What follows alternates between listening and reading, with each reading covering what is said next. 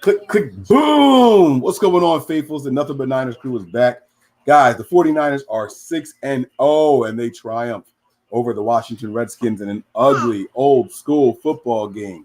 49ers emerged victoriously 9-0, and we are here to talk about it. Now, I know we're starting early here, all right? Normally, we're a few minutes late, but this time, we're about 5 minutes early, so thank you guys for checking us out here. We hope you guys are subscribed. If not, make sure you do so. Hit that like and subscribe button. If this is your first time checking us out here on the YouTube page, that's very important. You guys can hit us up on the website also. It's www.nothingbutniners.com. So you guys make sure you check us out over there. You're going to see all of our articles, all of our podcasts, our videos are there. And then there's our social media handles. They're all over there as well.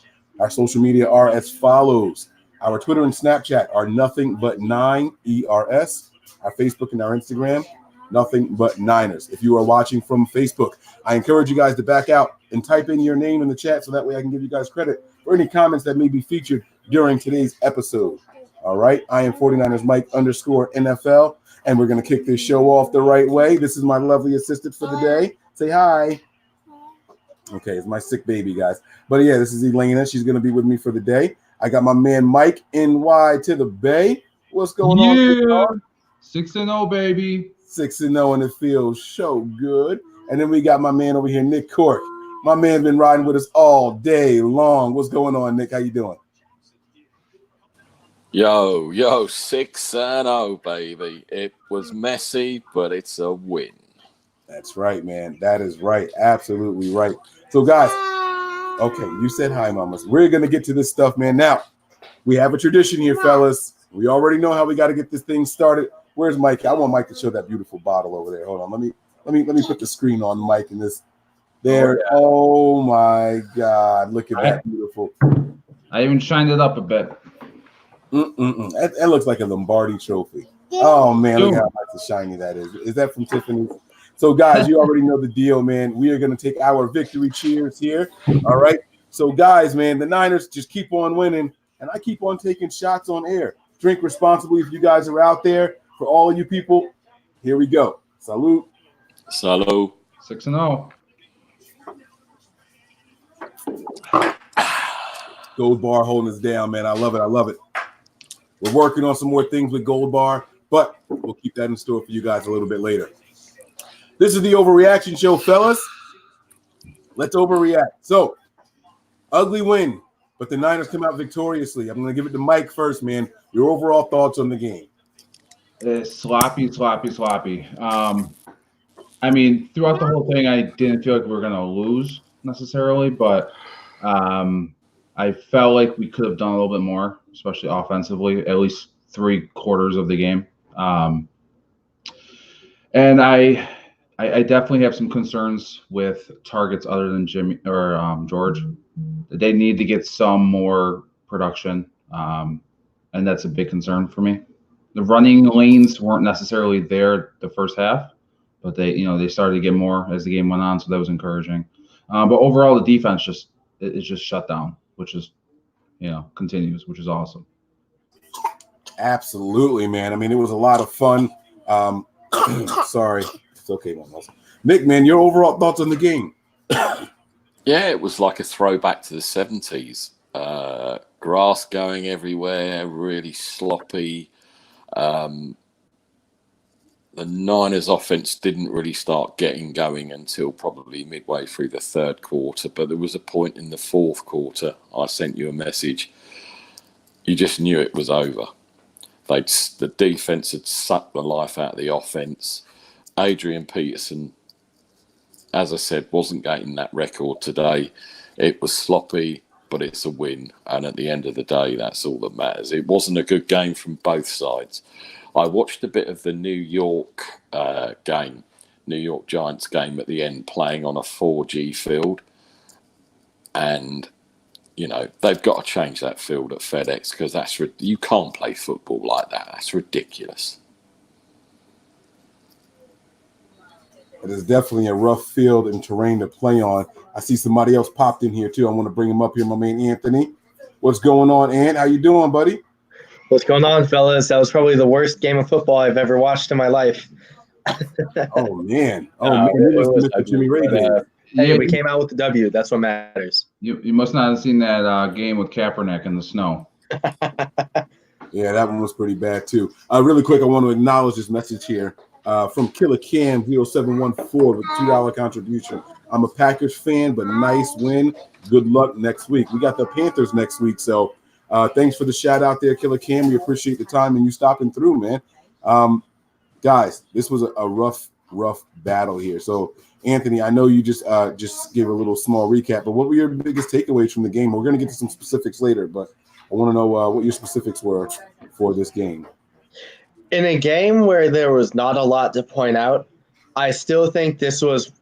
Now, you guys can clown me on this, but I still think this was one of Jimmy G's better game management games. He got to move the ball on third down when it mattered. And we might not have seen it as much as we wanted to, but he did make a couple clutch throws that really set the tone and really make the difference in a type of game like this. It was one of those like, we need the third down completion once or twice versus when we play a game like the Rams when we need it almost every time. You know what I mean? So it might not have been one of Jimmy G's best games, but he still was able to control it just enough and not exactly put the team in a bad situation other than that interception. So Jimmy G was one of the bigger takeaways from this game. I thought he played admirably considering the considerations, obviously, with the weather. The run game was pretty good. It's hard to play in conditions like that, period. So my expectations, even though a lot of people were saying the Niners were going to win by 40, I kind of lowered my expectations quickly when I noticed that rain was really bad. So seeing the run game kind of control the clock really well, I thought that was good. But the real story of this, guys, was the defense, man. That defense is like, and I get the Redskins offense isn't that good, but they were running the ball pretty well. They had me kind of nervous a couple times. I want to hear what you guys think, but overall, this was a huge clock management, keep the ball away, game control type game, and essentially the Niners just did it better than the Redskins, point blank. Yeah, there's a lot to go over here, and there's a lot to unpack. Jimmy, I'm going to start with Jimmy Garoppolo because that's where you kicked it off with your thoughts there. And maybe I'm a little hard. I wasn't happy with Jimmy a lot of this game, man. I felt like whatever play was called, that was it. I felt like he wasn't really reading the field. He was just predetermined from the snap. That one play that he had to Pettis, the interception, as soon as he snapped the ball, he looked over there and stayed on him. He didn't try to look the safety offer. If you know that's where you're going, look the other way and get the safety to move. As soon as they snapped the ball, the safety read his eyes. He locked in on him, and he went over and made the interception. It was an easy play for him. But here are Jimmy's numbers for the game here. Let me put the smaller border on here so we're not covering up you guys over there, all right? But yeah, Jimmy Garoppolo was 12 of 21. He had 151 yards, 1 interceptions, 4 carries, 20 rushing yards, which somebody predicted, by the way. And he had 9 different targets this game. That's really good considering that he's been averaging 8 targets a game. So your guys, I know we heard about Anthony. I want to hear from Mike and Nick on this one. What do you guys think about Jimmy Garoppolo's performance?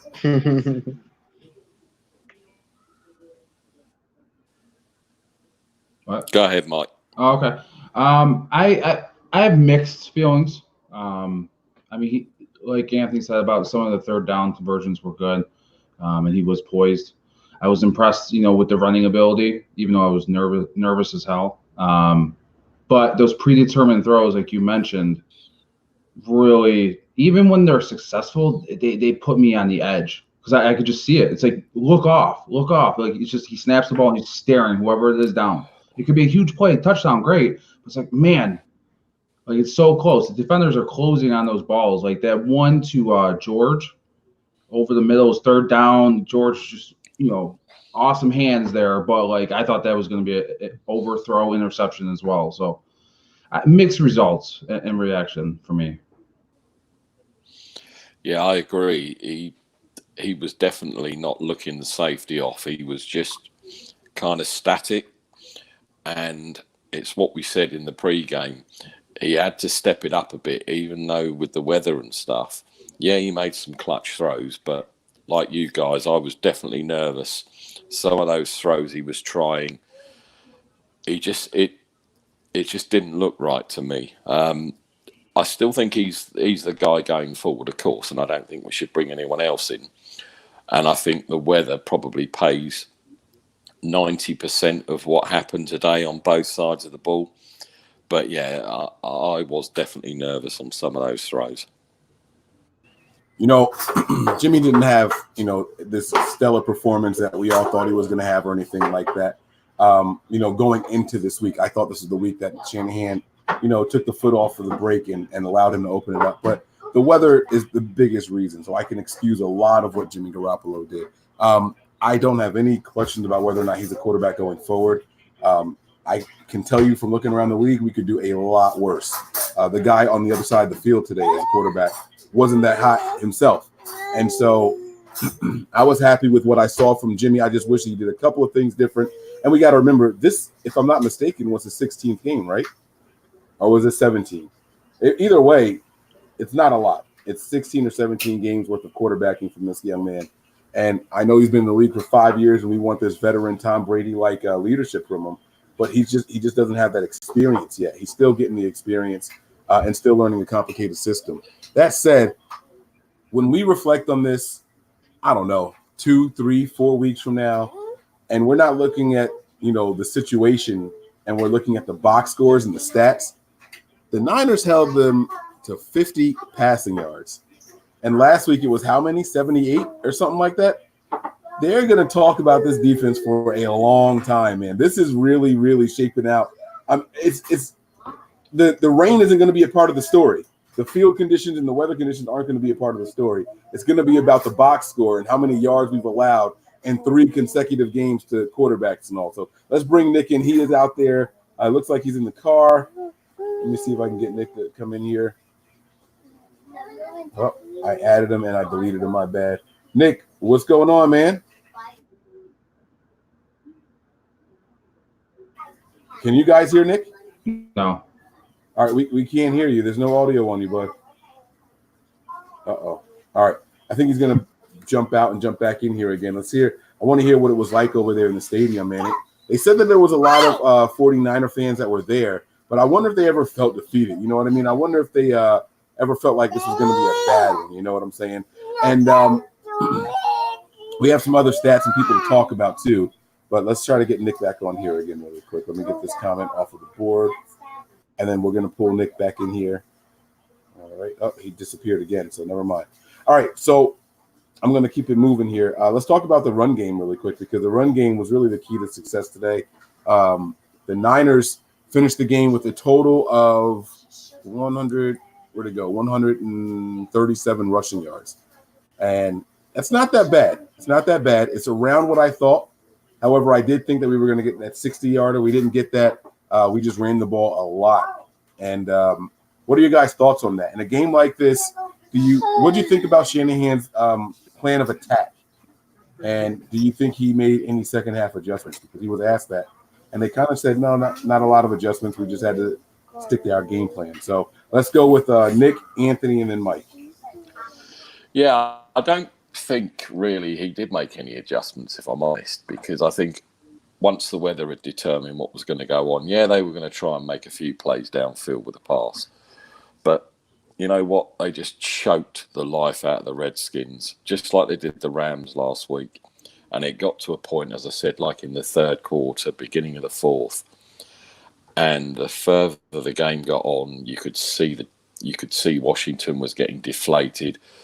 They had no answers, and they just couldn't stop this run game. It was ugly, and I'd like to have seen more pass plays, but I think Shanahan played to the weather in the end and basically did what we needed to do.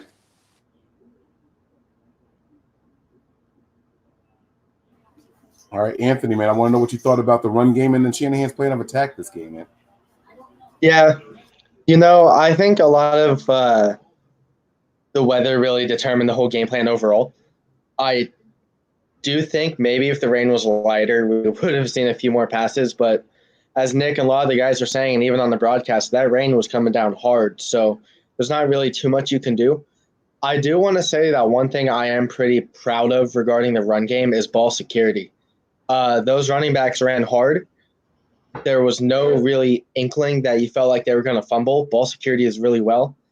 Other than the interception, I think there was a fumbled snap that I heard on the radio because I wasn't watching. That might have been it.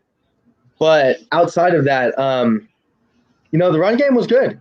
The run game managed well. Again, I think the whole purpose of today's game in this weather was just game clock management because, when you play in heavy conditions like that, it's really hard to honestly just move the ball. You don't see a lot of 30 to 33 games in heavy rain. You see a lot of 9-0 games or 10-7 games, things like that.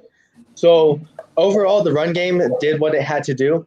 I do wish I could have seen more out of the run game, but the Redskins defense is no pushover. I know they've been having a bad season and everything about the team looks bad, but it's still a decently underrated defense, and they contained the Niners in a way that would have given their offense the chance. But again, our defense was lights out. So overall, the run game played up to a standard that we can see, although I do feel like there were some opportunities that were missed. Mike, I saw your reaction when he said that there weren't any issues in the run game. So I'm not going to say what I was going to say. I'm going to go ahead and give it to you. Your thoughts on the run game and Shanahan's plan of attack this week? There was, with the weather, as you guys mentioned, it was tough to do what they do best, and that's like the outside zone runs. So they're having issues with that. In terms of the turnovers, like Anthony said, that's kind of what I chuckled at because his boy got lucky with that fumble. Jeff Wilson dropped it right on the ground. And I thought of Anthony immediately when that happened. But luckily there was a penalty there. But overall, they just it was a slow grind. I don't think they made a whole lot of adjustments, honestly. They were just kind of trying to pick their spots with the pass game in the second half. It was just a sloppy game in general. But, that's what I got. All right, I'm going to reflect on that too. I'm going to bring Nick up in here too. But my thing was that, in the run, and it wasn't a penalty, the referee wasn't set. He put the ball down and then get turned around. So, it wasn't. But yeah, we did get lucky on that one, man. I'm almost mad that you thought of Anthony before you thought of me when it comes to Jeff Wilson, but it's all good. I'll share it. It's all good. No, I did think that they kind of opened up the passing game a little bit more in the second half, and it could have just been because of the success of the passes. Jimmy Garoppolo's first half stats, he had 10 passing yards. That's it, just 10. And so he ended up finishing off with a total of 146. So that means that he did 136 of them in the second half. So let me bring up Nick here. Where did Mike go? Mike just dipped on us. He'll be back, I'm sure. Hold on, what's happening here? All right, let's get Nick up here. Nick, what's going on, buddy? Still no audio. Can you guys hear Nick? We can't hear you. You have your headphones? Plug your headphones in. Don't leave. Plug your headphones in. Can you hear me, Nick? All right. I don't know where his headphones are either. So, what is happening over here with Tony? Right here. You showing us your dome light, man. Tony. You hear Elena say Tony? Say Tony. Hi, Elena.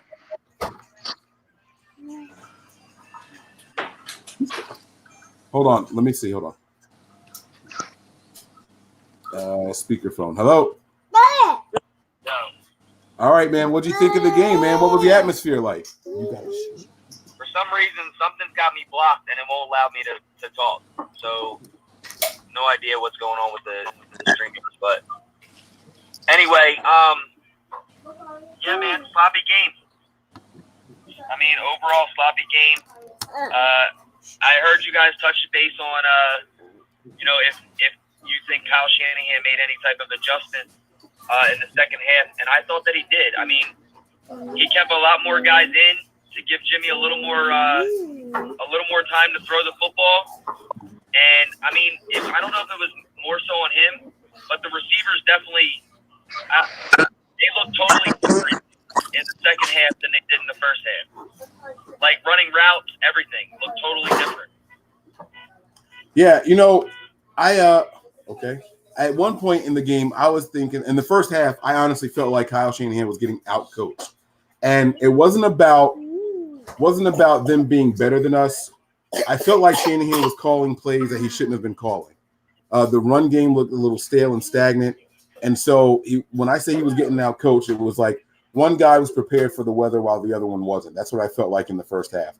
In the second half, I felt like there were some adjustments, and they opened things up a little bit more. They started out with the quick short passes, just dumping it over the offensive and defensive lines, getting the guys the ball a little bit quicker. But listen, I want to ask you about the environment there. I know there were a lot of faithful out there. Did they ever seem defeated in the stadium? How was the energy there throughout the game? Nick. All right, I'm talking to myself. All right, guys, we're gonna keep this thing going here, man. Tevin Coleman had 20 carries, 62 rushing yards, and he also had 2 catches for like -2 yards or -1 yard or something like that. But you guys, the run game was very, very important for 2 weeks in a row. 2 weeks in a row. Nothing, amazingly exotic or anything like that. All right, and then there were 2. Nothing amazingly exotic or anything like that, Anthony. But the run game came in and they did their job. I want to ask you this question here, and then there's a bunch of other things we're going to get to. But before we get to the rest of the stats here, what's your biggest concern going forward about this team? We talk about Jimmy Garoppolo winning, and we talk about, even I said it, how he makes throws when it matters. But through 6 games, it still feels like his quarterback play has been kind of good, kind of not so good. And I might not be as hard on Jimmy G as you, but it's so hard to talk about it like this, especially with the conditions that were so bad. Like, no quarterback could really play. But, regardless of what happened, you still saw a sloppy interception. Like I said, I believe there was a fumbled snap. Just some throws that you felt like could have been made weren't there from him. And again, I get that the weather is really bad, but I expected at least a little bit better game from Jimmy Garoppolo than what we saw today. So, we can only use that he's coming off the ACL injury for so long because he's really starting to get into himself finally. Like, we saw some pretty nice athletic runs from him for a couple first downs. And I mean, that's the type of confidence we want to see out of him. But in terms of passing the ball, I did want to see something a little better than what we saw today. So going forward, there's not too many major concerns out of the team from what we've seen through 6 games. But I do really believe that Jimmy Garoppolo can be better than how he's been now. That's a very fair point. And I have this I think my biggest concern is something a little different, and I'm going to get to it in a second. I want to talk about this, though. A lot of people have been really hard on the wide receivers here, and like you said, you expected more from Jimmy. I had higher expectations before the game started, but that was all based off of the weather forecast that I had heard 2 days ago. I didn't know that it was going to be a consistent downpour like that, and so that kind of changes things up. Once Nick came on video before the game started and showed just how bad it was raining, I tempered back my expectations, but I had already put the article out for my bold prediction, so I couldn't take it back then. But you kind of know, like in that kind of rain, that kind of weather, there's going to be some slips of the ball. We got fumbles from them. There was fumbles from us. You also knew that they weren't going to do a ton of throwing, either one of the teams. You're not going to put the ball in the air that much in a game where the weather is like that. So it made a lot of sense to see more running than you did see passing and so on and so forth. But this comment here from David Yang says, wide receiver play is a concern. No real consistent players. Kittle is our most sure-handed guy. How do you feel about this? Before I say what I think, how do you feel about it? I think it's just the lack of us seeing a standout wide receiver. And, sometimes you watch this and it's like you want a wide receiver to make a play. Want to really stand. But at the same time, with the limited targets our wide receivers are getting to begin with, I think they're making the most of it. I really do. You see guys like Richie James who get the ball and they do the best they can with what they've got and they make it work. Kendrick Bourne had a big play today. And it's just in the type of game like you have today, every target counts for wide receivers. And the guys who did catch the ball, Bourne and Richie James, they made the most out of it. So I don't think it's a lack of having a top wide receiver. More of there's multiple guys making clutch plays when it matters, and the stats just aren't standing out to show for it. Like, you can see Kendrick Bourne. Now, I don't know what he went today, but say Bourne caught 3 balls, 34 yards. But that one catch that, say, went for 20 yards was the biggest catch of the game. And you can't really judge that based off of box scores. So if you're watching the game and not looking at the box scores, you think, oh, the wide receivers didn't do shit. But really, you watch a game and you see what Richie James did and you see what Kendrick Bourne did, and it's like they put us in a good position to score some points. So it does suck that no wide receivers are really standing out, and Kittle really is our standout guy. But our receivers are making plays, and they're making it matter when it needs to be. So it does suck, but the job is getting done from our guys, and I think that's what really counts. Well said, man. Kendrick Bourne had the 3 catches for 69 yards. Richie James had the 1 catch for 40 yards. You know, between the two of them, that's 110 yards. And again, I told you guys already, he didn't even throw for 160 yards, Jimmy Garoppolo. So those 2 guys, just on their own, were the majority of Jimmy Garoppolo's production for the day in the air. And I say that to say this. Everyone's down on the wide receivers, and you said it best. They're making the best of the opportunities given to them. It's not like these guys are catching the ball and just falling down or going down without a fight. Kendrick Bourne, that pass where they marked him down at the 6, he caught it in traffic, went down, and had the wherewithal to know that I don't think I was touched, and got up in the soaking wet weather and was like scrounging and diving forward, just trying to get in the end zone. He ended up diving across the goal line, but they said he was down at the 6. That's something that you don't see a lot. You don't see. I'm not talking about you don't see it on this team. You don't see it in the league a lot, where these guys are, continuing to fight like that. I've seen so many times. If you watch Red Zone today, I couldn't tell you how many times a receiver caught the ball and people were saying, run, run, go, like you weren't touched. I saw it at least 3 times today. You didn't have to tell that to Kendrick Bourne. In his mind, if they didn't blow the whistle, they don't stop me, I'm going to keep going. Richie James fighting for yards after he caught the ball and things like that. These guys are they know that their opportunities are far few in between, and they're making the best of every single one of them, And I know people want to blame Dante Pettis for that pass or say he didn't do a good job defending it or anything like that. In this kind of weather, in that underthrown pass, if he had to try to stop and turn and defend that ball, he probably would have torn something. He would have slid the opposite direction. We saw how many times today when a tackle was made, players sliding 7 yards more. You know what I mean? Like it literally looked like a slip and slide out there. There wasn't anything that Dante Pettis could do out there in that situation. It's not his fault that he didn't make the pass, make the catch or anything like that. So I like our wide receivers, and I'm giving them more credit than what people are, because I honestly believe it is more part of the game plan than it is their execution of the plays. I really, truly believe that, because I can't listen. We know that John Lynch is a gambler. We know that Kyle Shanahan is the type of coach that if that's my guy, I want my guy. If it weren't that, if they weren't happy with the wide receivers, we would have moved for somebody else. We would have traded for somebody else by now.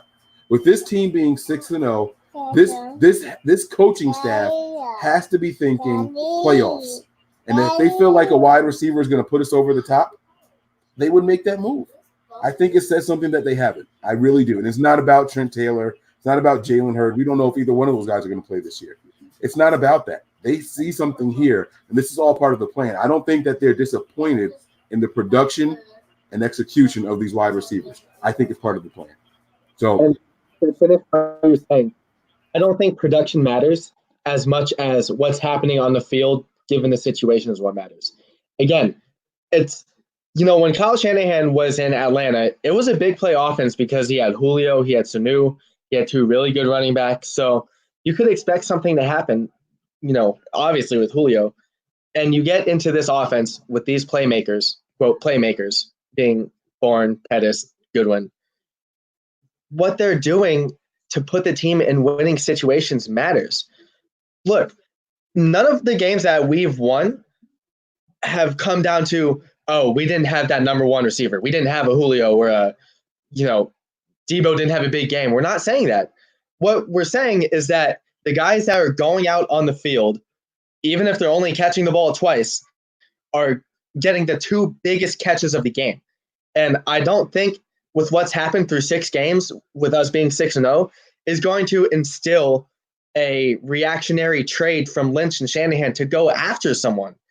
Because quite frankly, the formula that they're putting out there is winning us games, and that's what matters. And even if the defense is really carrying the load, the offense still has to do something. And obviously the offense is doing something. And I mean, who would have thought an offense led by a rookie wide receiver, Debo, an inconsistent Dante Pettis, rotational receivers like Goodwin, Bourne, Richie James, would lead us to being 6-0. So these guys are just getting the job done when it matters. And even if the box score doesn't show it, the win total does. The win total shows us that those guys are getting the job done, and that's what matters in the end. Absolutely, man. I absolutely love everything you said. And David Yang says here, and this is a good point, and this is fair. So I think I need to respond to it, because a lot of my point was if they wanted someone, they would get them, right? It says, Mike, we are actively trying to get wide receivers per reports. This is absolutely true. I saw Adam Schefter's tweet this morning saying that the Niners are in on Julio Jones. No, it was I think it was Albert Breer. I don't think it was Adam Schefter. Not Julio Jones. AJ Green, Emmanuel Sanders. It listed it said Taylor Gabriel. It listed literally everybody that Kyle Shanahan has ever coached, right? That's what the report said this morning. I did see that. But here's the thing.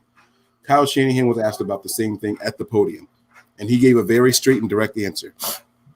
Excuse me. He said straight up, he said, look, we're always looking to improve the team if we feel like we can, as long as the price is right. Okay. And this goes back to my point. If he felt that the wide receivers were a detriment to what's happening on the field, the price would increase as to what he's willing to spend.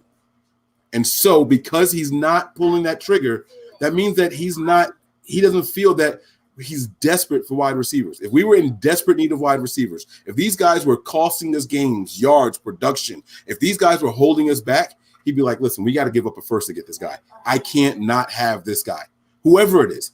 He made it a point to say, as long as the price is right and you don't feel like you're being taken advantage of. Desperate teams don't speak like that. That's not what desperate teams say. We saw what the Rams just gave up for Jalen Ramsey. That's following a game where their quarterback lived on his back. You ask me, they need offensive line help way more than they need corner help, right? Yeah. But look what happens. Desperate teams do desperate things. Desperate times call for desperate measures. The 49ers are not desperate for wide receiver help. We might not have the perfect complementary cast and support cast, right? Maybe they are looking for something a little bigger, better, stronger, whatever it is. However, when it all comes down to it, they're enough to get the job done. And there's still reinforcements coming later on. I didn't see Jordan Matthews on the field at all. I don't know if he was out there or not. I didn't see him out there at all. He's the biggest wide receiver that we had active today, right? Mm-hmm. So they're not worried about size. Where was he at that red zone? Where was he at when we were at the goal line? You know what I'm saying? So I think that my point with all this is Shanahan knows what he's doing. He's gone to the microphone, and he's also said, if I show it too much, it won't work later. I honestly believe that he's saving all this stuff for later, man. I really, really do. All right. Last thing, if we do go after a wide receiver, with the way our team has been playing, it almost feels like it's just a luxury, you know? Like, oh, it'd be nice to have AJ Green. It'd be nice to have Mohamed Sanu. But what's that really going to do for us other than keep us moving pretty much the exact same way we're doing? So it's like, if we trade for Sanu, for example, and the whole season he finishes with 3 to 4 catches, 50 yards, and it's like, well, you could feel like Bourne would do the same thing, or Richie James would do the same thing. So it's like, at this point, it just would feel like a luxury ad. So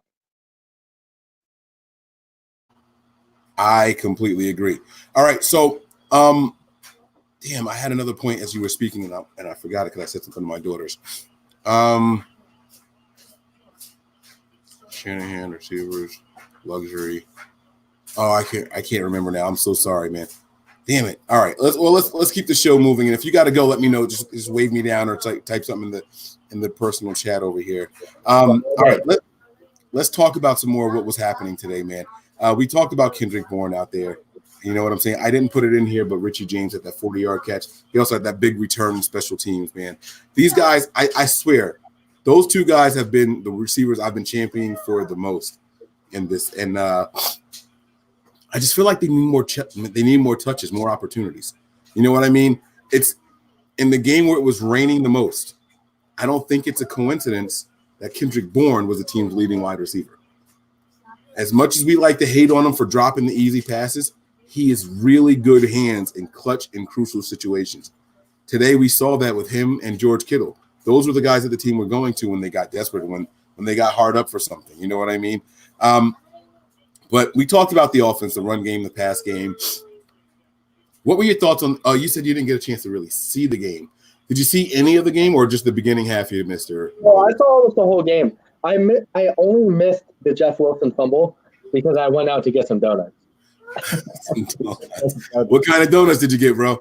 Dude, 2 sugar donuts and 2 maple bars. That was where it was at. I'm sorry, Mama. I'm not mad at you for that. All right. So what do you think of the offensive line today? Now, this is something that people aren't going to talk about because, you know, if your quarterback's not getting beat up, you don't really pay attention to it. But what do you think of the offensive line today? I felt like there were a lot of instances when protection was breaking down for Jimmy G, and it almost felt like that for most of the day. Now, I don't know if that was just because of the rainy conditions. Maybe the offensive line was just playing off. I'm not too sure. But a lot of the times it felt like Jimmy G was under duress more often than not. And again, the Redskins have a pretty underrated defense. They have a really decent defensive line. But overall, the protection just didn't feel that good. And I get the running game ran for over 130-plus yards. But even then, it felt like the holes were far and few between for this team. Like every yard that was earned, both in the air and on the ground, just felt like they were gritty, hard-earned yards that didn't come easy. And, you know, again, it's one of those things where it's hard to attribute how well they did because of the conditions, such as the rain. But from what I saw, even in those conditions, you still want to see at least an average performance at best. And even then, I didn't feel like that the offensive line performed that well. School did okay again. You didn't hear his name called too much. It seemed like Brunskill didn't play that well more often. And it's just it wasn't impressive. It honestly wasn't impressive. Right. Let me give you something on School, right? And I know this kid is really young, and I know he's big and he's learning and all that stuff. There was a play in this game where I don't remember what quarter it was in. I don't remember what half it was in or anything. But this kid, the play was over, and a Redskins defender had him by his face. I pulled her hair. And he put his hands up like this in front of the ref, and the guy was still driving him back. I hated seeing that. I know that you don't want to retaliate because that's what the coaches tell you and all that kind of stuff. And I watched him on that next play. He was as tame as a house cat. Did absolutely nothing in retaliation for that. I don't like watching the guys who are supposed to be the bullies get bullied. You're an offensive lineman. You got to have some nasty in you. That would not have went down if that was Weston Richburg. It would not happen. I mean, you think back to the old lines. I hate to do the callback thing, but stuff like that isn't going to happen when you have a guy out there like Anthony Davis. Even Joe Staley's not going to allow something like that to happen. Alex Boone. Those guys would have, all right, I'm not going to retaliate because I don't want the flag. I'll see you next play. Nothing happened. And I swear, I can't remember who it was or when it happened, but I did not like that from him. Here it is. Look. Here, someone here says it. I saw that play too, Mike. It pissed me off, and Mike Person slapped him on the shoulder and looked annoyed too. You can't let that happen in a game where it comes down to the battle in the trenches. I don't know. Maybe he was killing him with kindness. I don't know, but I didn't like it. I'm not saying that he should have retaliated and got a flag. Do something later. You know what I'm saying? Do a little bit of extra on your blocking. Drive him to the ground the next rep or something like that. So I understand that these guys are backups and everything. This is all for you, man. They're showing you some donut love. They're showing you some donut love out there.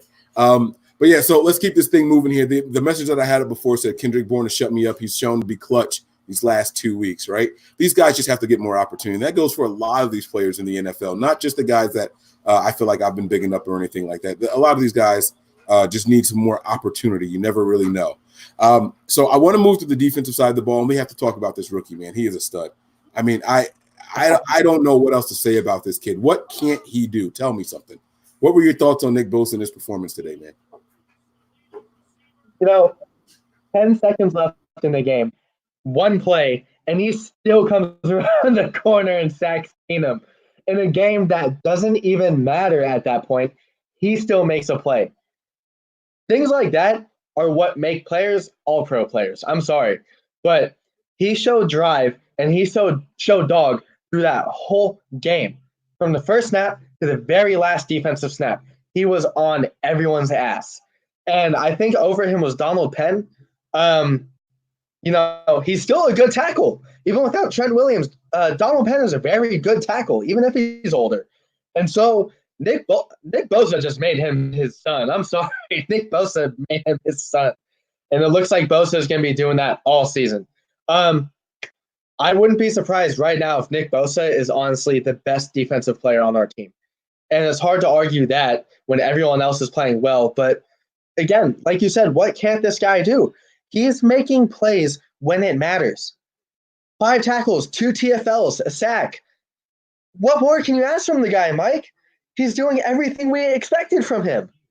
4 TFLs. Yeah. What more can we expect from the guy? He's amazing.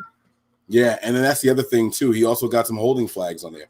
You know, there's a lot of things that these guys can do and contribute that don't show up on the stat sheet. Holding calls, those are the things I was kind of looking forward to this game. I was hoping to see some holding calls, I'm not going to lie, from Marquise Goodwin. And I know we're trying to talk about the defense, but with that kind of speed and this kind of weather, you worry about a guy that fast running past you, even if you don't think the quarterback can get the ball there. I was expecting to see some holding calls, and he got injured. Do you know what happened to Marquise Goodwin in this game? That was the cheapest shot I've seen.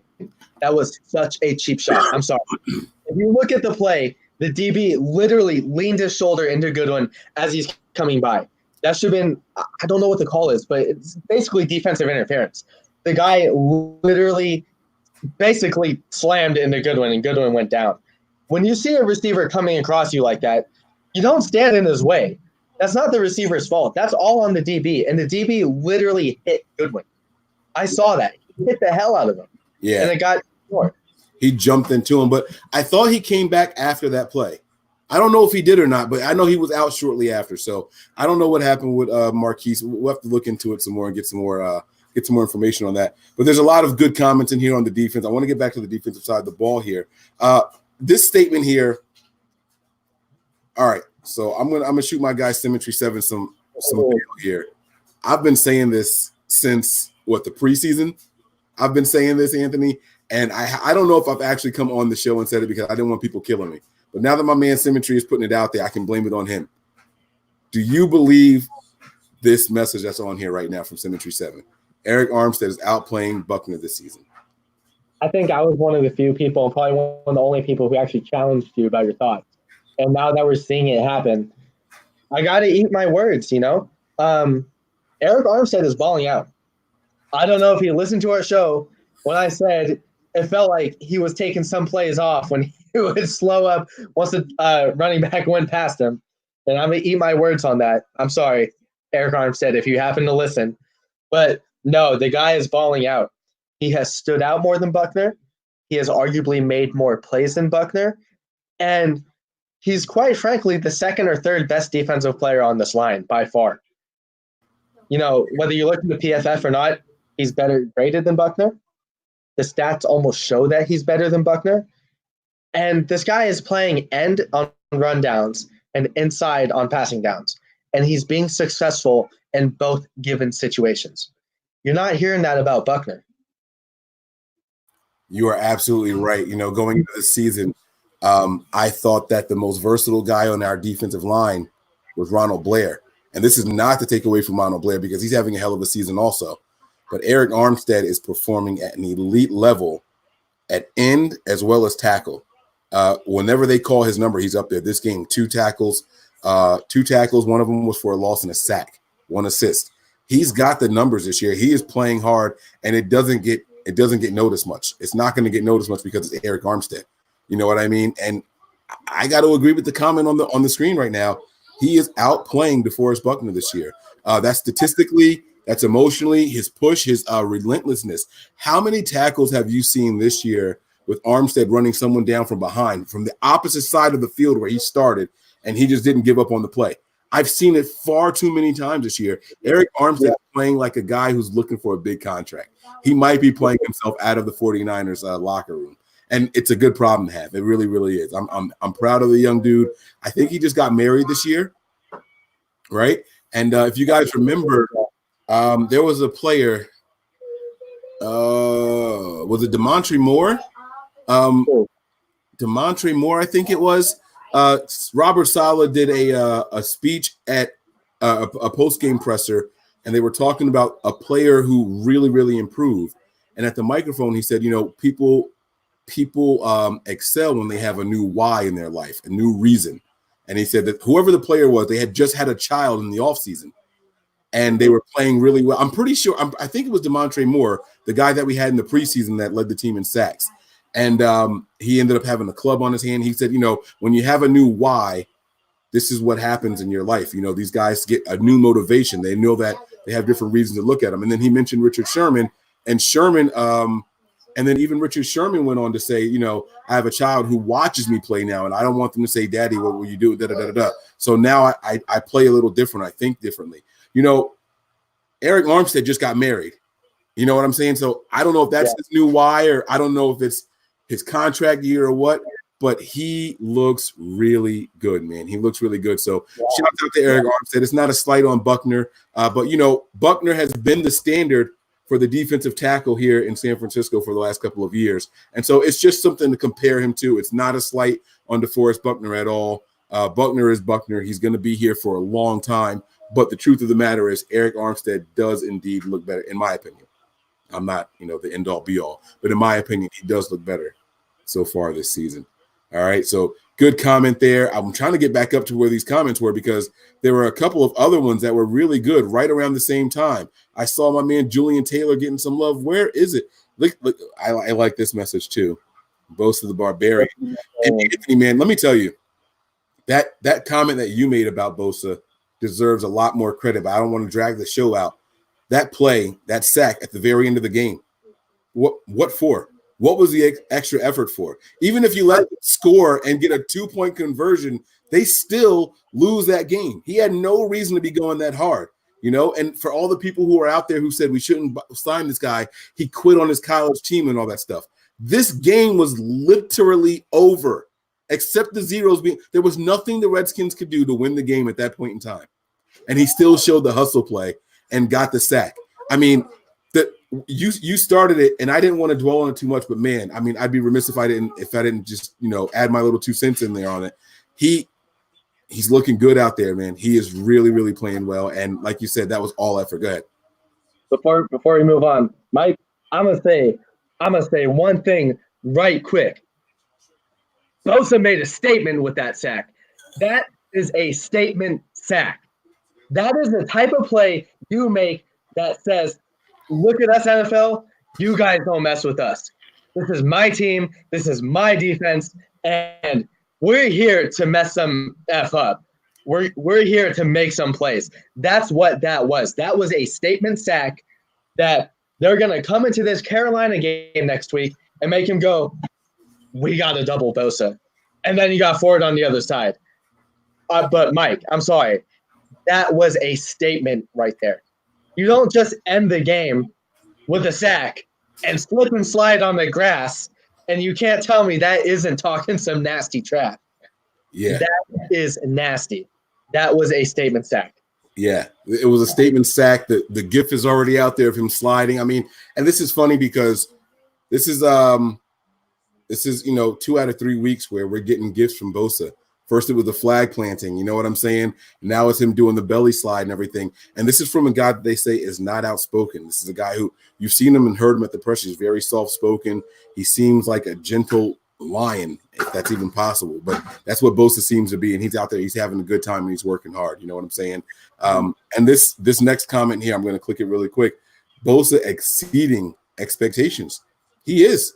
I'll admit it. He is. I was the Josh Allen is my guy. And Josh Allen, let me tell you guys something. Yeah, he's with the Jaguars. If you look at the Jaguars games, Josh Allen's not having a bad year.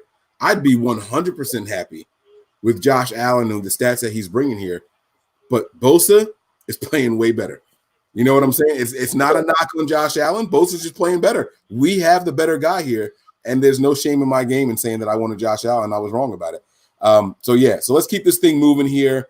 Where did it go? Right here. Here was a good comment right here. Julian Taylor. He flashed today. I saw him stand out a couple of times. The fumble recovery. I was over here cheering. Let's go. Get in the end zone. I had that in my bold prediction that the defense was going to score a touchdown. I was almost there, man. If it wasn't Julian Taylor, but it was a good play. Go ahead. That fourth down stop. When his arm was getting held, penetrating right up the middle, and he stopped AP with one arm. Fourth down stop. That was, I'm sorry, I don't know your opinion on it, but that was one of the biggest plays of the game. Talk your shit. Was huge. Talk your shit, Anthony. That was huge. I was sitting here like, oh, and then you see AP's got the ball. He's all slamming the ground. He's like, oh, he's pissed. I'm like, damn, bro, you just got dogged by an undrafted free agent or seventh rounder, wherever he was drafted. He just got dogged, man. Julian Taylor, man, have a damn game. 7th round pick that was only activated today because DJ Jones was down. Correct. How crazy is that? And then you make a play like that, a game-defining. That's a game-changing moment right there. You know, we had a couple of them this game. That's a game-changing moment right there. You know what I'm saying? We got to give these guys some love and respect, man. There was a lot, like I said, there was a lot of comments going on over here. Let me see. That's more on Bosa. There's Julian Taylor. There's the Eric Armstead. Is there anything else here? Armstead, Buckner, who gets paid? Do you want to try to tackle that Armstead or Buckner, who gets paid? If it's up to me, I give them both the money. I'm not going to lie to you guys. I want to bring them back. I want to keep this unit together for another year if possible. But if it's not possible and you got to take one, they're going to pay Buckner. But it's tough, man. It's really tough. You could even argue that Armstead is deserving of more money right now. And, you know, it's hard to talk about who deserves more money because, quite frankly, it's a lot of money to begin with. But you look at Armstead and it's like he's versatile. He's having a career season right now. And quite frankly, he's just outperforming Buckner. And that doesn't mean Buckner is doing bad. It just means Armstead is doing better. And it's like, do you roll with the versatile guy or do you roll with the day one guy, you know? And it could go both ways. Absolutely. And if there's been any contribution so far, I am sorry. Normally it's myself and Nick, and I got a bunch of other people commenting. So as other people are speaking, I can kind of keep my eyes on the comments. I haven't been able to do that with just myself and Anthony on the show for right now. So I do apologize about that. Let me see here. Okay, I'm just trying to find some more comments here, see what's going on before I get back to my list of topics to discuss. All right, so yeah, the guys are having a lot of fun out there. He did recover the fumble. All right, so this comment here, yeah, pay them both. Yeah, I like that. They said if you pay them both, then Water Breeder might walk. I mean, listen, all right, I'm going to say something unpopular here. I'm probably not going to say it anymore. So you guys make sure you get your cameras out, hit record, whatever you got to do. If I had to choose between signing Bosa and Armstead or just one of those two and Breida, I'm signing Bosa and Armstead. You mean Buckner? I'm sorry. Yeah, Buckner.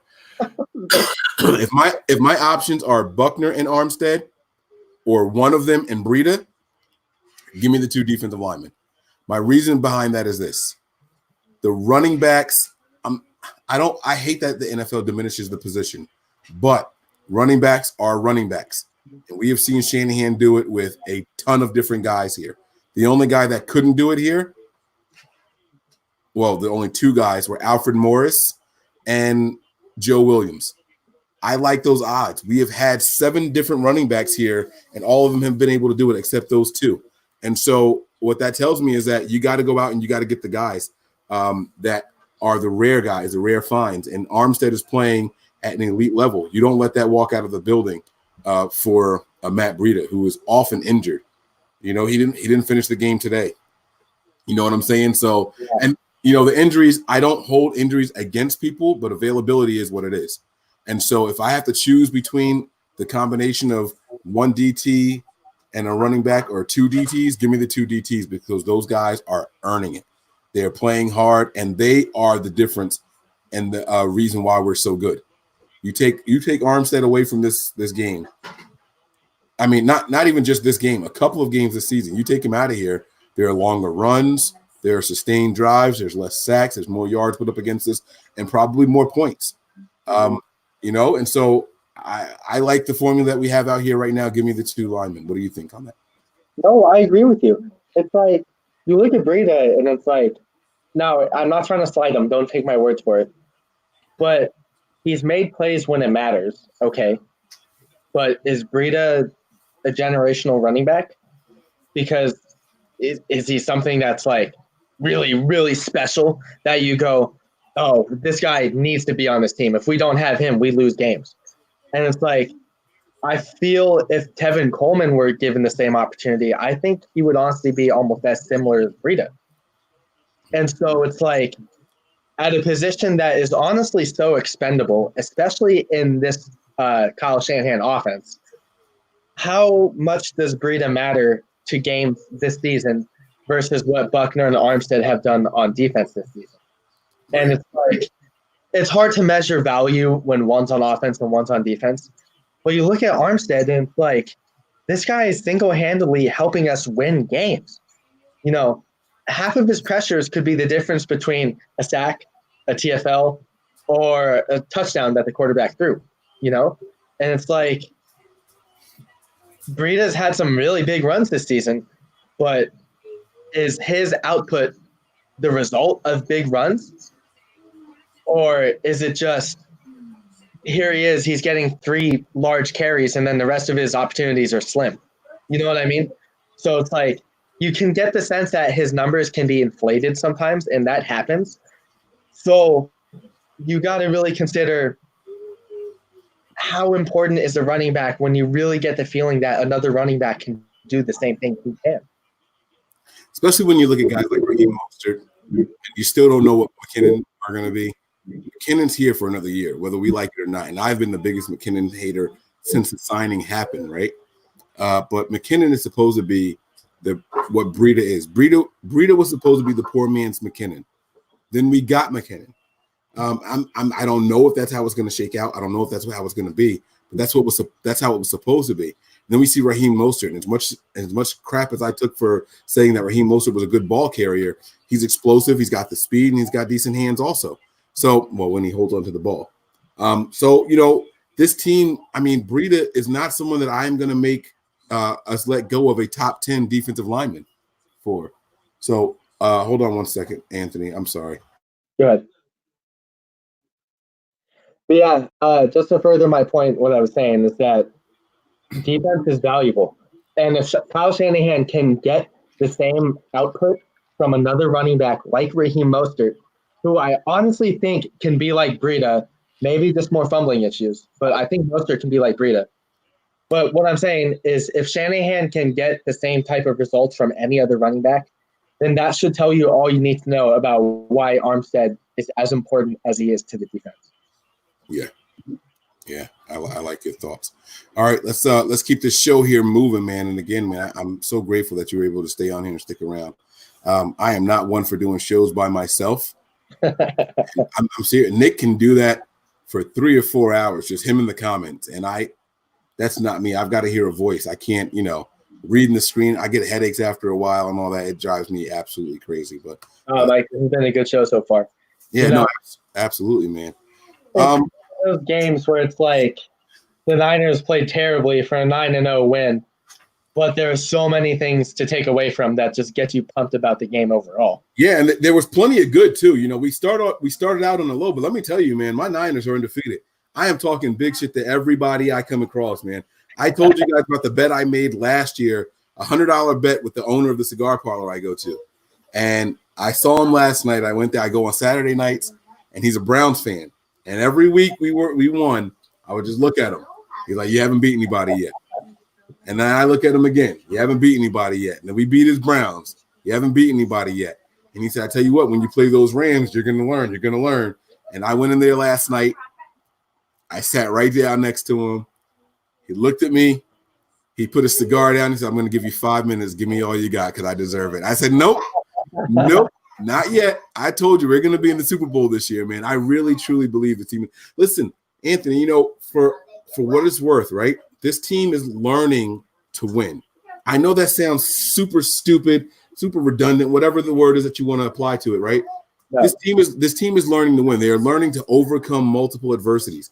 You hit us with all those injuries last week. We overcame it and we still won, right? It's like one injury here, week 1, 2 injuries there, week 2, 3 injuries here, week 4. I mean, even it started in the preseason when we were losing guys and putting them on IR, right? We have overcome all those injuries. Fine, we got the injuries out of the way. What could you possibly hit us with now? Weather and travel. Like now we got nature working against us and time zones. Like look at everything this team is overcoming, and we are still the dominant force that we are. It's insane. Now think about this. Everything that we've had to overcome, it's all going to get taken away. All those injuries, we're going to get all those guys back in just 2 or 3 more weeks. Everybody's going to be back, and Kyle Shanahan is going to open up an entirely brand new playbook on the NFL. We have never seen what's about to happen, man. We are legitimately and only going to get better from here on out. Exactly. And to further what you're saying, you do learn how to win, point blank. It's not easy to establish a winning culture. You look at teams like Atlanta, and they lost today to the Rams, 27-10, I think, 27-3. And you look at that team on paper, and it's like, oh, that team should be winning. Well, then you look at them on the field, and it's like no one's getting pumped. No one's getting excited. They look dead and deflated. And then you look at our team. You look at Robert Saleh, however everyone says it. Saleh. But you look at him, you look at how hyped the defense gets. You look at how hyped the offense gets. You remember, I think it was a Steelers game when Mostert fumbled. George Kittle picked him up, slapped him on the head, said it's going to be okay. Yes. That's the type of stuff you want to see from teams. And they won the game. That is called establishing a winning culture. And being able to do that, being able to get everyone on the same page, ultimately getting everyone to focus on one goal, and that's obviously the Super Bowl, that's how you win games.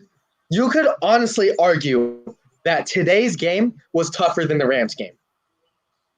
And I'm not saying the Redskins are better than the Rams, but given the conditions, given what we had to work with, and given how the Redskins worked against us, these guys balled their butts out. I'm sorry. And it might not show it in the 9-0 game, but everyone who was given the opportunity to make the most of what they had made it happen. And it's just, that's how you build winning cultures. That's how you get to the playoffs. That's how you get to the Super Bowl. And it's just, with everyone on the same page, even with an unhealthy team, anything is possible. Absolutely anything is possible. You can go out there and beat the Rams, beat the Redskins. We didn't have our tackles. We didn't have our fullback. We didn't have one of our best young wide receivers, and still win games. That tells you that this team is capable of anything. Spot on, man. And, Nick alluded to what you were saying when we did the pregame, the game preview. He was talking about how it's not that the Redskins are a tough team. It's the circumstances that made this game difficult. It's not the roster that we went up against. It's not the scheme that we were playing against. It was the circumstances. It was the travel and the loss of time. It was the weather that we had to overcome. Plus combine that with all of the injuries. You know what I mean? And, West Coast teams going to the East Coast not faring well for what it's worth. You know what I mean? And here we are, 3 East Coast games, 3 wins. This team, oh, my God. My daughter's peeing through on me right now. Babe, okay. I'm sorry to bother you. Oh, that's not good. Oh, man. I'm sorry, guys. Fine. Go ahead and do your thing. I'll take it. No, it's all right. I got shorts on, so it's not that bad on me. But yeah, so this I don't even know what I was saying.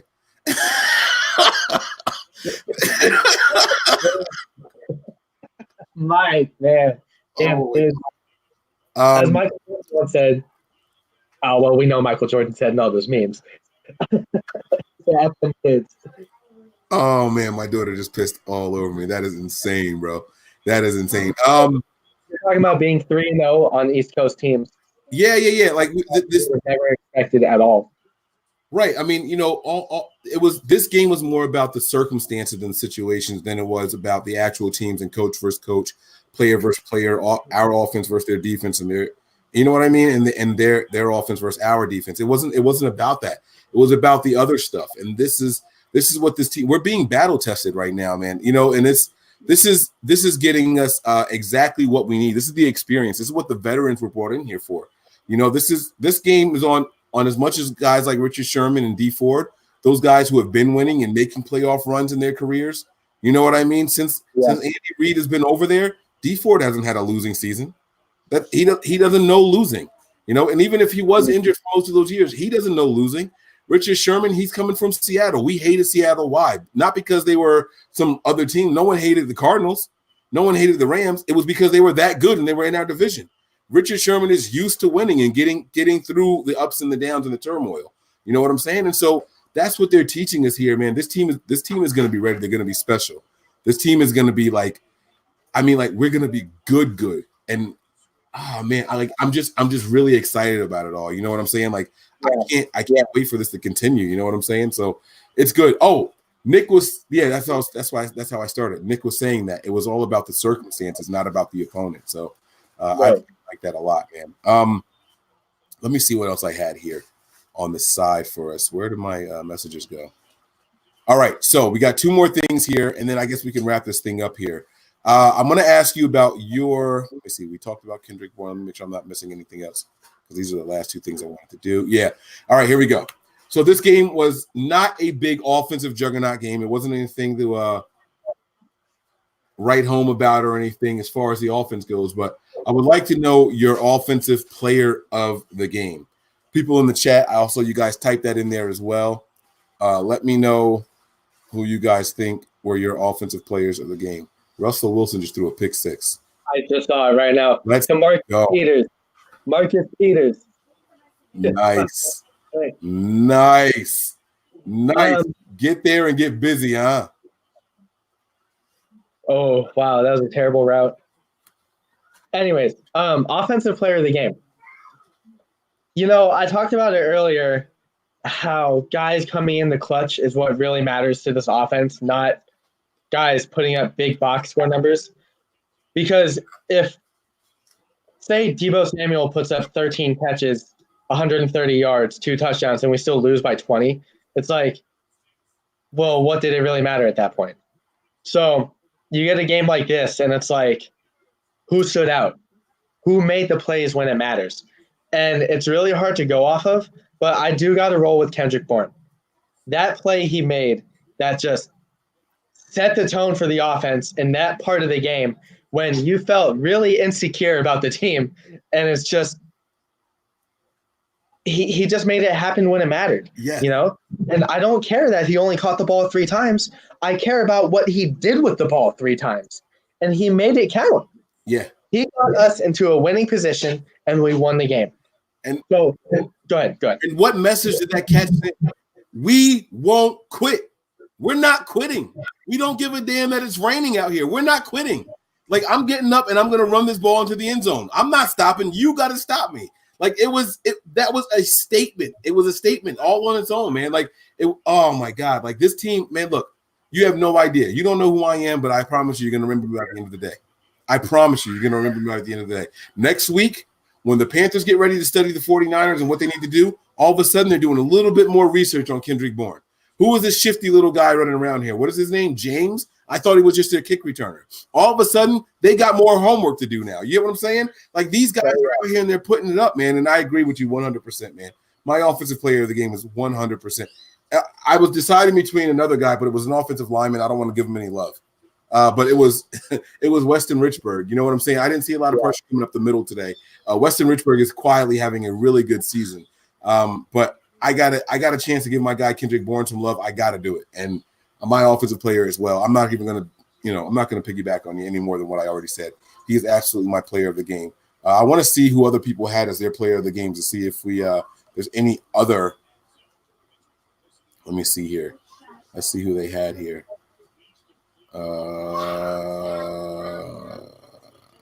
Yeah, I see. Yep, I see the KB here.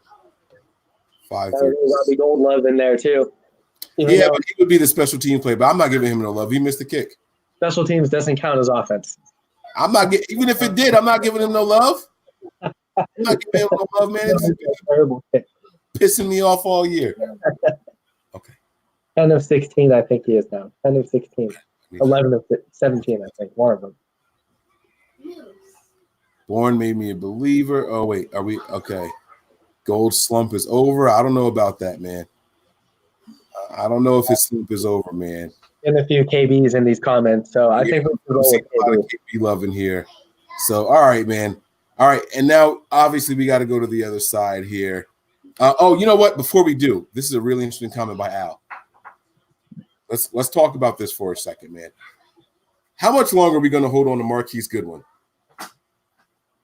Like, what are we doing with this guy? And listen, I'm serious. He's a good person. Marquise Goodwin is a good person, right? What are we doing with him? What are we doing with Marquise Goodwin? His skill set doesn't fit Jimmy Garoppolo. It doesn't. If Jimmy is your future, Marquise Goodwin and his speed is not going to help out here a lot. It's not. It's unless you're getting him the ball on slants, it's not going to help out at all. I agree. Yeah. So what are we doing with this guy? Should we just let him go and keep Richie James here in the meantime? I mean, what even without Richie James included in this, what are we doing with Marquise Goodwin, man?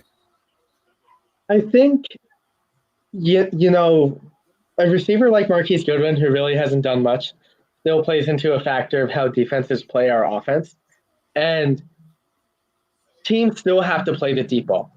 Jimmy Garoppolo has been known to not really have a good deep ball, and I think teams will catch on to that sometimes.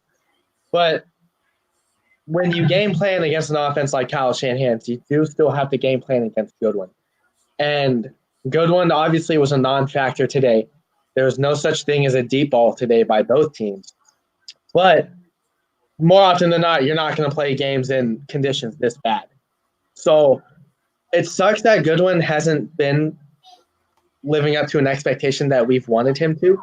But I do think having him on the field, having him out there, being able to at least draw the attention of the safety or draw the attention of double coverage over the top, I think that plays a huge role into getting guys like Kendrick Bourne, Richie James, George Kittle, Dante Pettis, those guys open. So, I think there's a fine line between having a guy on the field who really isn't doing anything versus a guy who is doing something, but more so in a non-resulting type of way, It's like Goodwin's not putting up the stats, but he serves a purpose. Yeah, he's serving a purpose. So it's like you take away that purpose, how does that affect the rest of the wide receivers, So it goes both ways because honestly, you have Goodwin out there who's not doing much other than serving his purpose, and it's taking away playing time from guys like Bourne and James who do deserve more opportunity. So it's hard to find that fine line between should Goodwin be out there versus should other guys get better chances. All right, man. I mean, I was a guy, I didn't think Goodwin was going to make the 53-man roster at one point, and it's not because of what he doesn't do even. It's just that I felt like they could get younger and cheaper. And I didn't know the ins and outs of his contract or anything like that, but he signed a 3-year extension. Does he have a year or two left on that, right? I think when we first signed him, he signed a 2-year deal. And then the year after that, he signed a 3-year extension, making it a 5-year deal.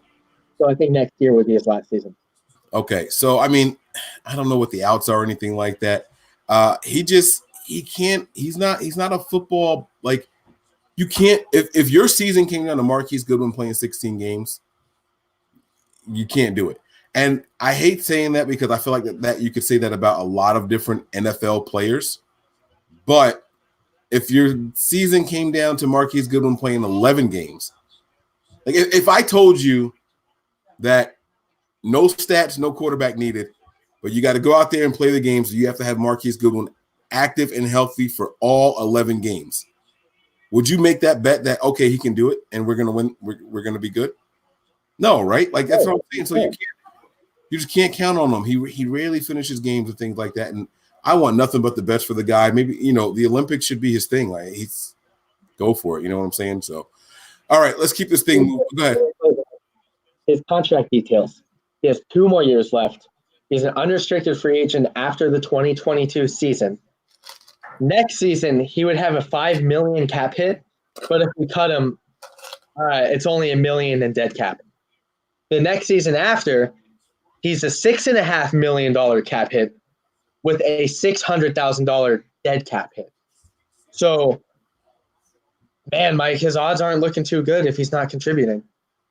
That $1 million is going to look like chump change when we sign back DeForest Buckner and Eric Armstead. Yeah, correct. Yeah. Those guys are getting the bank. They're going to get the bank. And they deserve it, though. They deserve it. So, yeah. All right. And our last subject for the evening before we get up out of here, we want to thank you guys for checking us out so far. But this is going to be our last subject here.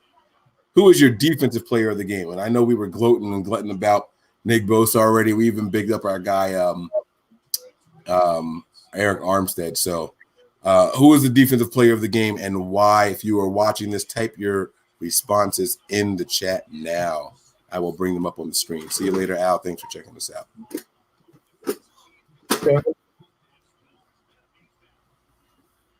I'm not going to say Bosa. I'm not going to say AA because you saw how hyped up I got when Julian Taylor got that big 4th down stop and he got that fumble recovery.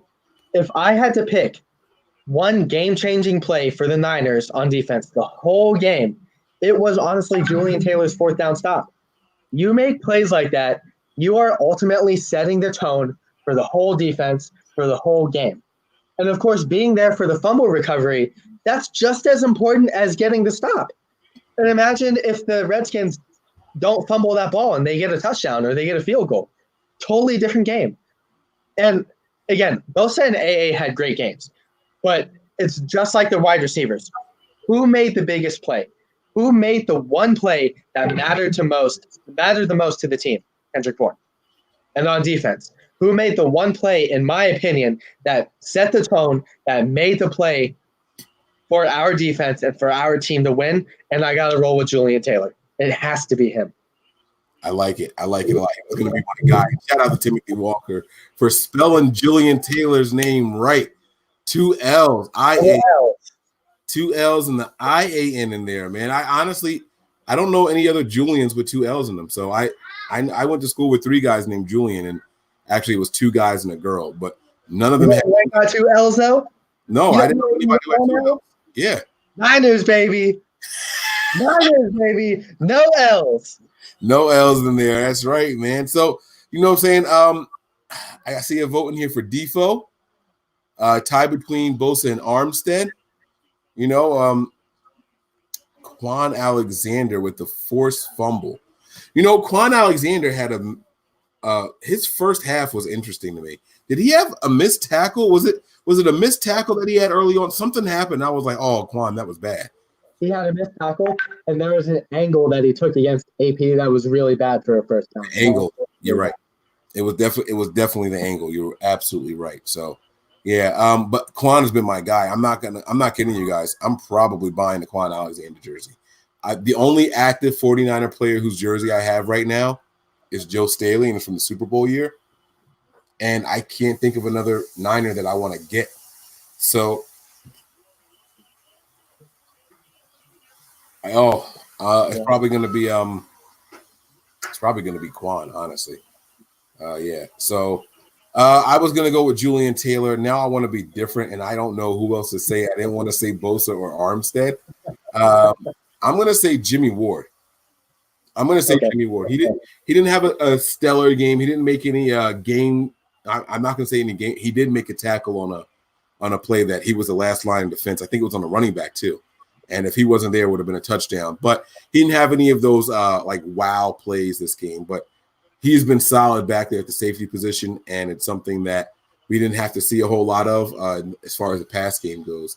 But Jimmy Ward is going to be my guy, just to be different. But the truth of the matter is, I mean, we all know that Bosa was probably. No, there's nothing wrong with that. And the reason why I'm going to say that is because I was reading an article, and I had no idea Jimmy Ward was a former linebacker. I had no idea he used to play linebacker in high school and bits of college. When I watch him tackle, he tackles like a linebacker. He lays the wood, but he's also a really sure tackler. And you don't see that often from DBs. Hell, you don't even see good tackling from safeties. So to see that come out of Ward, to make tackles and really play like the last line of defense, I got to give it to him too. He did have a really underrated and good game. Yeah. So I like it, man. I like it. Oh, that's, you know what? This is true too. Tart he quietly had a good game also. So He did also. The defense was pretty good today. I think our biggest struggles were with the linebacker spots. They were struggling a lot in the run game, and the linebackers were. This wasn't their game, and I'm going to blame it on the rain. I'm going to say there's too much speed out there, and the rain breaks. It didn't go together. So I'm not going to blame those guys for the inclement weather. They wore the wrong tread on their tires today. They had the wrong cleats on. But a bad. I won't say they had bad games. They had just average games, and we're used to seeing them play at a level much higher than that. You know what I'm saying? So, I think that's going to do it for us, man. I want to thank everybody who checked us out today. Is there anything else that you wanted to touch on before we get up out of here, man? I think we hit every nail in the coffin. The offense moved when it needed to. The defense played lights out. And we're right now, because of the shutout, are probably looking at the number one defense in the league. So no complaints on my end. These guys ball today. Even without the shut, even if they got 3, 4, 10 points, I mean, that means that the Niners would have allowed 17 points in 2 weeks. I mean, you know what I'm saying? So these guys were pretty solid. All right. So I mean, the team is doing their damn thing. We are working on something with Gold Bar. I want to let you guys know. So we do our victory cheers to start every Overreaction show after the Niners win. We all take a shot of the Gold Bar whiskey. If you are someone who has watched this show and you're a whiskey drinker and you go and get a bottle of Gold Bar, send us an email with either a picture of you holding the Gold Bar or a receipt of the Gold Bar, whatever it is. Send us an email. Let us know. And then the next show that we do a victory shot on, you're going to be on here with us taking the victory shot. All right. Not only that, you're going to get 10 minutes to overreact with us. All right. So send us the receipt or a picture of you.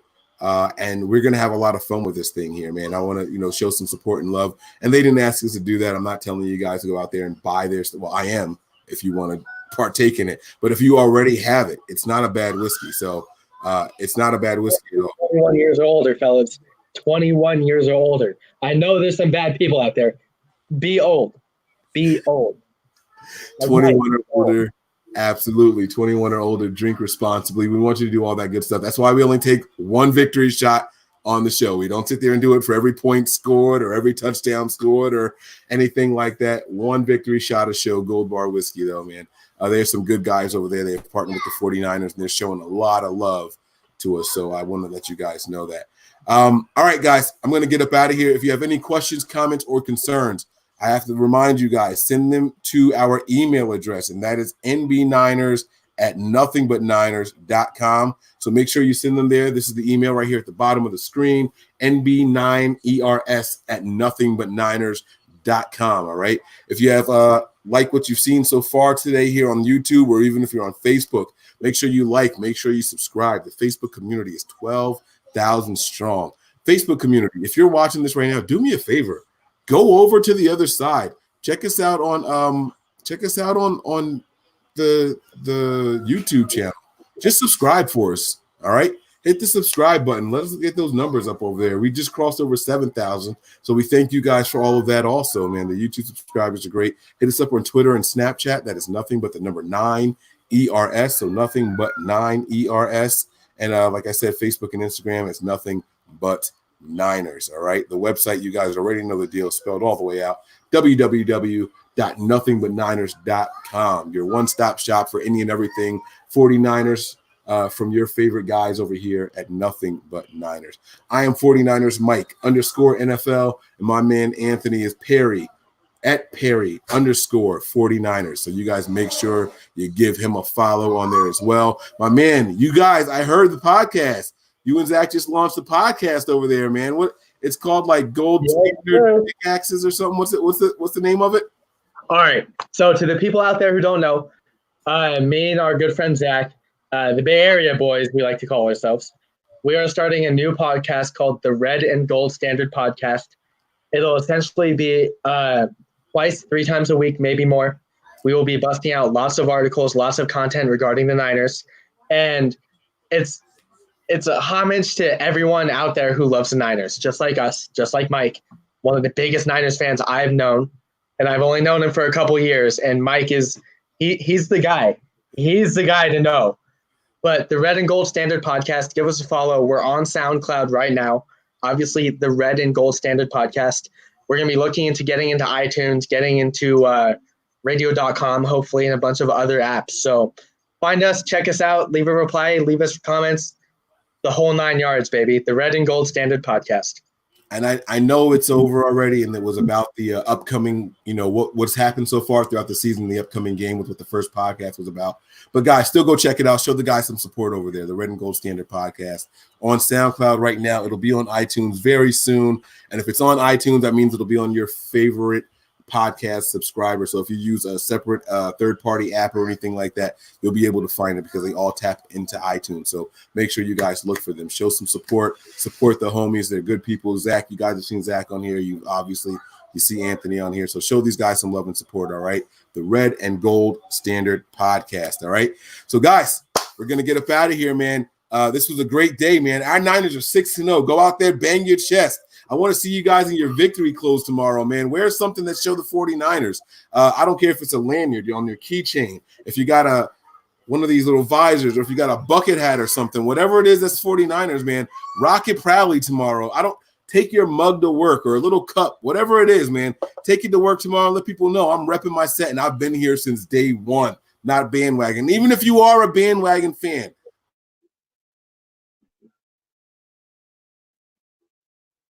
Oh, Mike, you're on mute. You're on mute. Can you hear me? Yeah. Even if you are a bandwagon fan, my only plea is this. If we hit a wall, stay on board. Don't jump ship because better days are ahead. I promise you guys that. All right, man. I'm going to get up out of here, man. I'm done. Prepare for glory, anticipate pain, but always remain faithful. Remain faithful.